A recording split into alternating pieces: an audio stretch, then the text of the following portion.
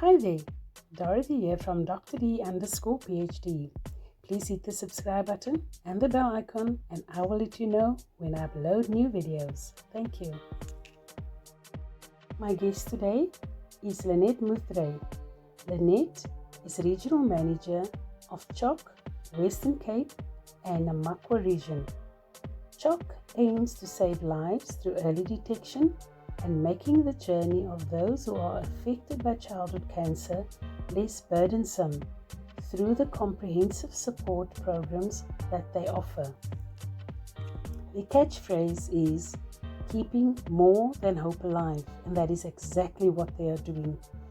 Let's hear what Lynette has to say about CHOC, Western Cape. Good day, Lynette, and thank you for joining us. Good afternoon, Dorothy. Thank you for the invitation. Lynette, please tell us about your organization, what it stands for, and how the organization has come about. The organization that I work for is known as the CHOC Childhood Cancer Foundation. We were established in 1979 by a group of parents whose children were all diagnosed with cancer. And you can imagine back in 1979, our academic hospitals were not very child-friendly hospitals. Neither were they friendly towards the parents and in terms of their services towards the parents of the children that are being treated. So a whole lot of parents then at the Johannesburg General Hospital came together and started founding support groups where they could just share about the challenges and the burden of being diagnosed with a child with cancer. So we started out as having our own support groups, and it grew into a registered organization, national organization. And this year we are celebrating our 41st birthday. And our aim is to provide care and support to children and teenagers diagnosed with cancer and life-threatening blood disorders. Okay, that is really fantastic work that you are doing. What specifically, I mean, we all have been affected by cancer at one or other stage in our lives, you know, with losing people close to us. What do you have in place, and do people know about these services that you do have in place for the little children? What kind of services do you render to them? So because we're a national organization, we provide a range of services nationally to the parents whose children are diagnosed with cancer and blood disorders, who are mainly in the academic hospitals, in other words, in the public hospitals. So our services ranges from home away from home accommodation. When a child is diagnosed with cancer, it's very important, particularly if it's a childhood cancer, that the child be treated by a pediatric oncologist because of the specialized cancer that it is. And pediatric oncologists are only found at the academic hospitals, the public hospitals. So on a weekly basis, many mothers whose children are diagnosed with cancer come from very far or rural communities, and they find it very difficult to access the pediatric oncologist if they are from far away places, very far from the academic hospitals. So we operate mainly in the academic hospitals. We have partnerships with the academic hospitals, and once the mother or the child is diagnosed with cancer and the mother's relationship with the academic hospital starts, then they are introduced to CHOC and the support services that we provide. So one of the first questions the social worker in the pediatric oncology ward will ask the mom when the diagnostic plan is presented to the mom, the social worker will ask the mother, if the mother, for instance, is from Robertson and she has to have treatment for her child at Tygerberg, the hospital social worker will ask her, do you have access to transportation? Do you have family in Cape Town? Do you have any accommodation? And accommodation is quite costly, particularly if it's for long periods of time. Sure. So as CHOC, one of the main services that we have and that we provide to the mothers are free home away from home accommodation. We have altogether 13 CHOC houses around the country, and they are very close to the academic hospitals around the country because of our target group being the parents of children who are diagnosed with cancer and their child. The parents stay at the CHOC houses completely free of charge at no cost for the full duration of the treatment. We've also got some private hospitals that receives patients who are 50 kilometers and more away from the treatment centers. So even certain private hospitals have built relationships or partnerships with CHOC, and they can then place certain of their patients at CHOC also at no cost. So if I may mention the communities in Cape Town where we have CHOC houses, we have 3 CHOC houses in Cape Town. One is in Sabrand Park, which is close to Red Cross Children's Hospital. And the second one is in Plumstead. And our third CHOC house is on the premises of Tygerberg Hospital, but we refer to it as the CHOC Lodge Tygerberg. So we have 2 lodges around the country that CHOC leases from government. So it's basically a government house or property, but we lease it. And altogether, at all 3 CHOC houses, we can accommodate on average 20 mothers and 20 children at no cost. And we've had parents that have stayed with us as long as 2 years. Obviously, they come and go depending on when they can get an opportunity to go home, because they do have to live close to the academic hospitals for a long period of time. And it means that families are fragmented. Many mothers have to leave their husbands for long periods of time to be in Cape Town with the sick child.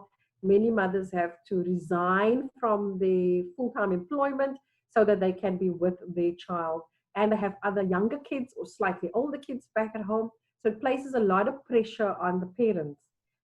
We've had parents as far as Nigeria, Botswana, Mozambique, that have come, Tanzania, whose kids have been treated here at our academic hospitals. And obviously it comes at a cost for their governments if it is a type of treatment that can be done in South Africa. And we've even accommodated those parents. So you can imagine the great lengths that parents go through so that their children can access treatment. So that is our CHOC houses. It's open 24 hours. It was open right through the lockdown. And we have dedicated staff who manage the CHOC houses. Parents do not pay a cent. It's fully furnished. Bedding is provided, as well as breakfast, lunch, and supper. So that's only the accommodation. Wow. That's only the accommodation. Okay, now my question to you is, how old are these children that you're taking care of? And obviously their parents, how old are the kids? It's 0 to 18 years.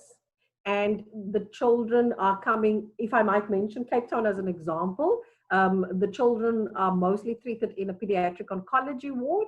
In other words, at the Tygerberg Department of Pediatrics and Child Health.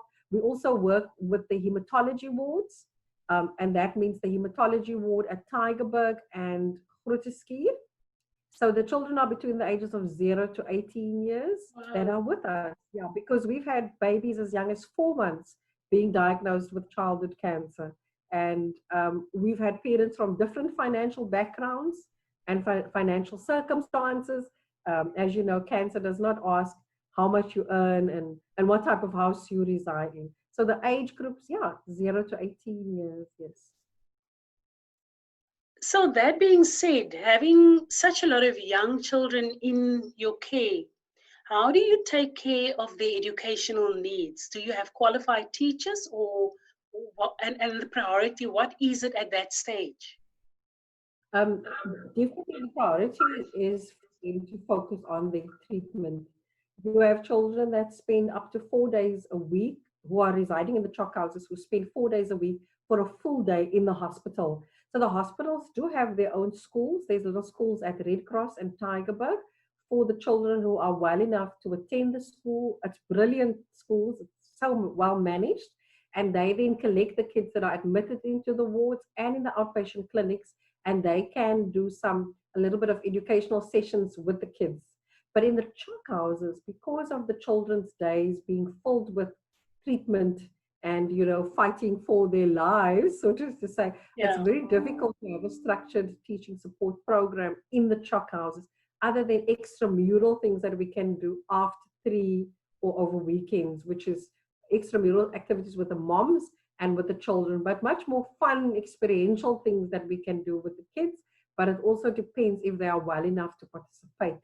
Because you find that when they return from their treatment, some of them are a little bit exhausted and just need some time to recuperate. Wow. I think you are doing such an awesome job.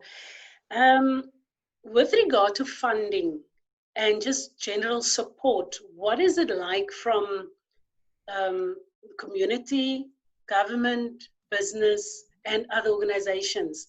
How are they assisting in this battle, you can call it? Yeah. Many other organizations are reliant on the gratitude of the individual and the business community. We do not receive any funds from the government, unfortunately, and we have to raise funds at all times through internal events as well as external events. And we have to submit funding proposals to corporates and trusts and foundations.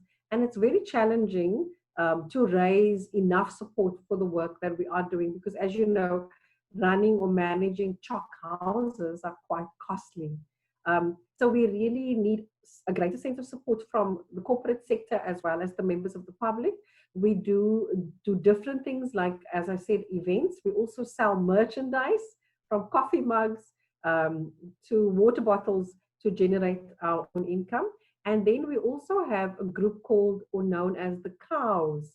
I'm not sure if you've heard about them, but if people who are familiar with the 94.7 in Johannesburg, or the Cape Town Marathon, or the Cape Argus Cycling Tour, if they visit the sites where these races are happening, they will notice that there are people that are running and cycling and even swimming the Midmar event on an annual basis in aid of CHOC.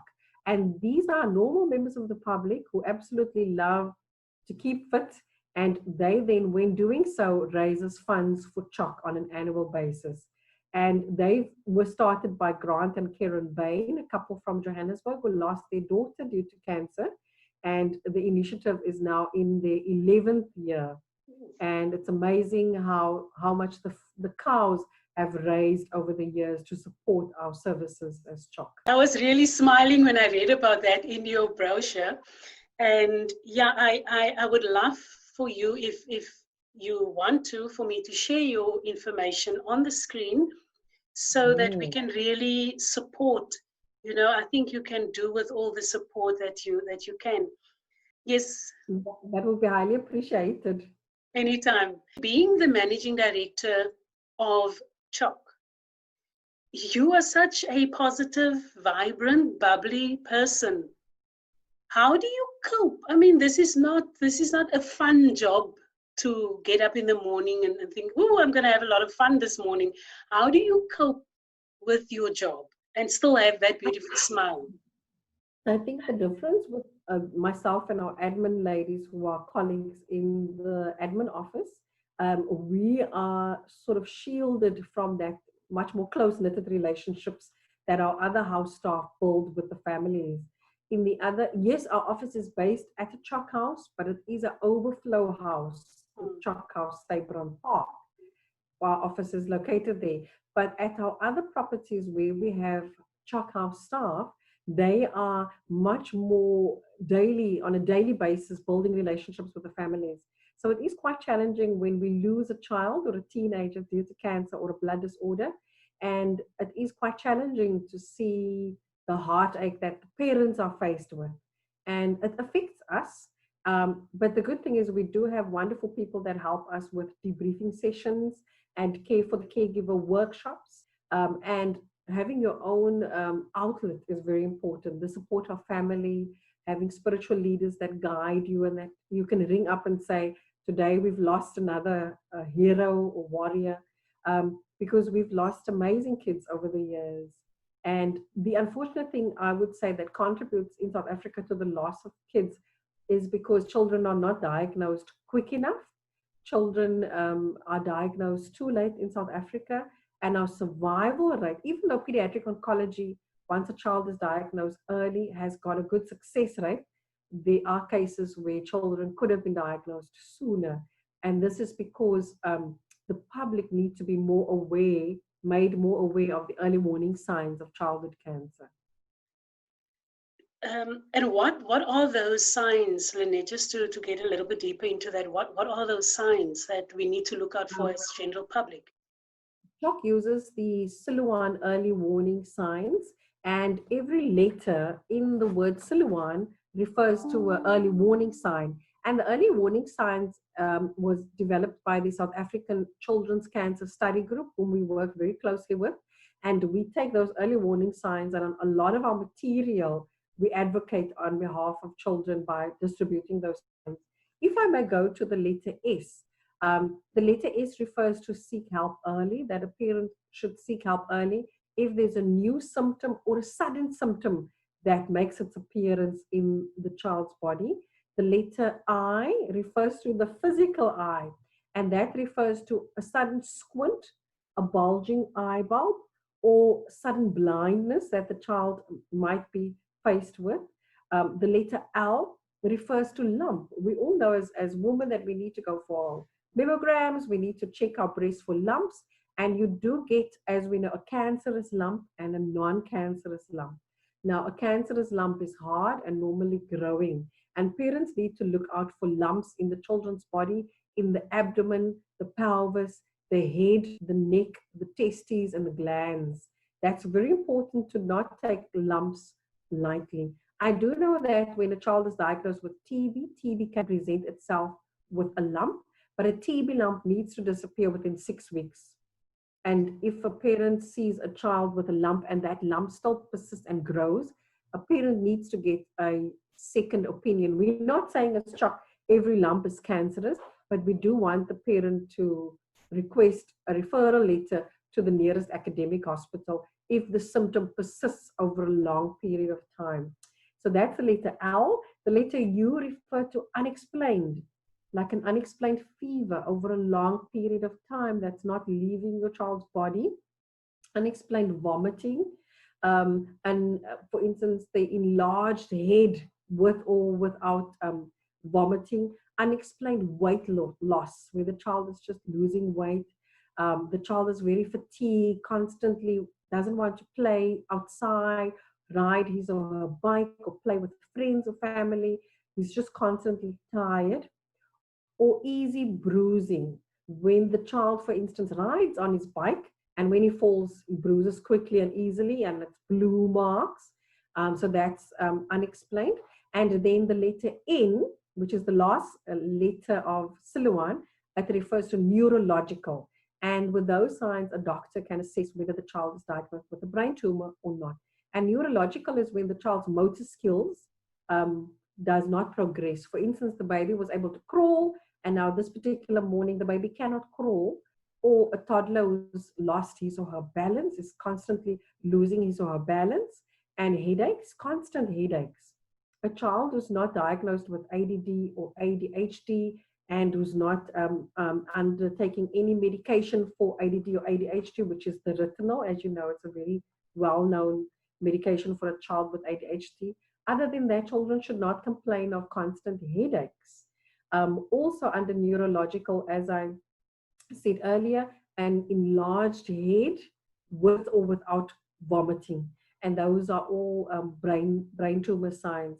And the most common cancer amongst children in South Africa are still leukemia. So it's quite important that parents, when they see it and it's a new symptom and it presents itself over a long period of time, that the parent needs to get a second or even third opinion at the academic hospital. But it is on our website, the information. Yeah, and we will also share that. Thank you so much for all the information. It's really, really valuable to us as the public. And Lynette, thank you so much for the awesome work that you and your organization is doing. We as the public have been really, I've learned so much today. Just listening to you. I mean, you get the brochures, but when somebody who's actually involved speaks to you, it really speaks to the heart. And thank you very much for your good work. And I pray that you will continue in this race and that you will keep on looking after those vulnerable kids. Thank you so much. And people can visit our website. I'm sure when you make the website information available. And also we hope that after the lockdown, we can then once again allow the members of the public to come and visit and view the CHOC houses. But there are many ways to get involved, and we would love to hear from the public if they want to get involved. Thank you so much. Awesome. Thank you, Lynette. Have a good